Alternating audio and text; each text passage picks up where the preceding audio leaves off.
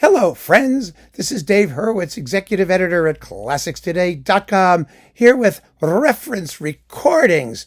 And today we are talking about Stravinsky's The Rite of Spring, which some of you have mentioned and said, wow, what's that going to be? Oh, that's a toughie. No, it isn't. It's actually a very easy one. It's actually one of the easiest ones in this entire series because the reference recording for The Rite of Spring, and it's a fairly recent one, I will point out, we'll get into that in a while, is this one. Pierre Boulez with the Cleveland Orchestra on Sony. Now, of course, he remade it, and we'll also get to that in a minute.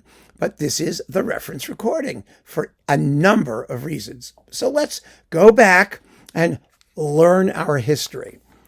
At the dawn of time, remember, there were no great recordings of The Rite of Spring because it wasn't really until the late 50s and 60s that orchestras could learn to play it successfully.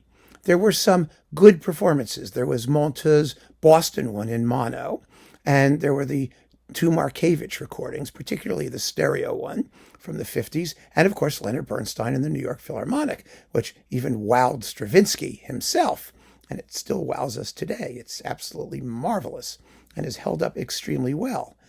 Until that time, it was almost impossible to get orchestras that could play it acceptably. And, even Stravinsky's own recordings, which were always mediocre, even his later ones of this work, particularly suffered from really second-rate playing. And that persisted really well through the 1960s and into the 70s. I mean, remember what happened to Monte when he went with Decca to make The Rite of Spring with the Paris Conservatory Orchestra, which you think would have done it wonderfully, and Petrushka.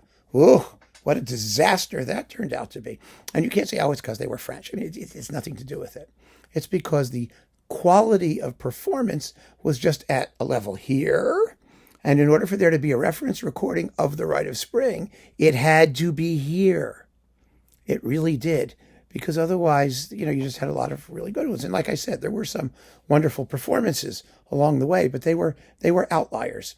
They were exceptional. In order for there to be a consensus pick for The Rite of Spring, there has to be a body of performance of The Rite of Spring at an acceptable level, and then you make a choice.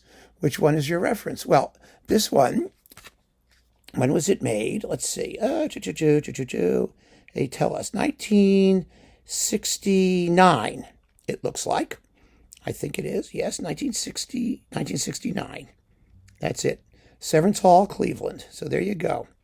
And it was amazing because the Cleveland Orchestra in 1969 was at its very, very peak. George Szell was about to die. He got Boulez because he felt it was important to do more contemporary music than he was interested in doing. Boulez himself was not at that point in his career that great a conductor.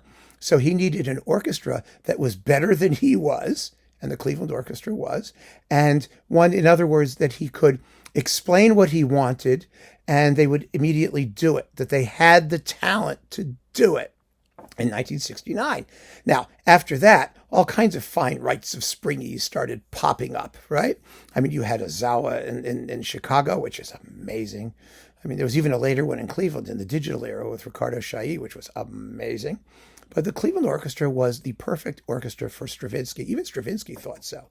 Remember, he conducted, The Fairy's Kiss and other works in Cleveland, and they also did fabulously for him because Szell was going to kill them if they didn't. He always made sure that they were on their very best behavior and ready to give of their very best for a guest conductor because, as he explained it, he was not going to let them embarrass themselves or, even worse, embarrass him. And so when this recording of The Rite of Spring came out, first of all, it had Boulez, a certified modern music guy, someone known not for his, passion, God forbid, not his passion, but for his analytical clarity, his insistence on fidelity to the absolute letter of the score, on the transparency of textures, on the accuracy of rhythm and of pitch, and that's what he got. Plain and simple. And in 1969, when this came out, no other recording had those combinations that combination of elements, that particular combination of elements. Sure, I mean, Bernstein was fabulously well played, and it was exciting as hell. It had all the animalistic high spirits, but times were a-changin'. The culture was different. It was cooling down. People did not want to hear Stravinsky as a, especially the early ballets, as an avatar of late Romanticism. They wanted to see his modern face. And that's what Boulez had to offer, more than anything else. And it's quite interesting because, in the 60s, he was still something of a radical. Boulez, it was burned down the opera houses and all of that nonsense, When he remade The Rite of Spring, he had mellowed. He had mellowed quite a bit. And while it's with Cleveland, which was still fabulous, and he was still very good, and God knows he knew the work as well as anyone in the universe, the performance didn't have quite the same kind of clarity and sharpness of focus. Partly that was a function of DG's recording, which wasn't as well, maybe multi-mic'd is the word. I don't know. Maybe they did it differently. But the bottom line is that Boulez remakes were seldom as challenging and exciting as his first efforts. And that's true of so many conductors, when they redo things in old age and whatnot. I mean, this was a Rite of Spring that set the standard and gave everybody a really clear picture of what the work could be. And it immediately became, once it was issued, the performance to which all others were compared. You all read the reviews, you'll see they say, well, it doesn't have Boulez's analytical clarity and ear for detail, or, something like that, some kind of permutation of that.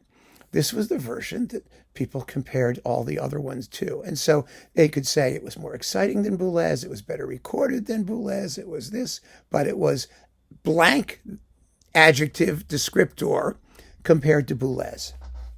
And so it has remained. It's the reference recording for the Rite of Spring. Easy pick, folks.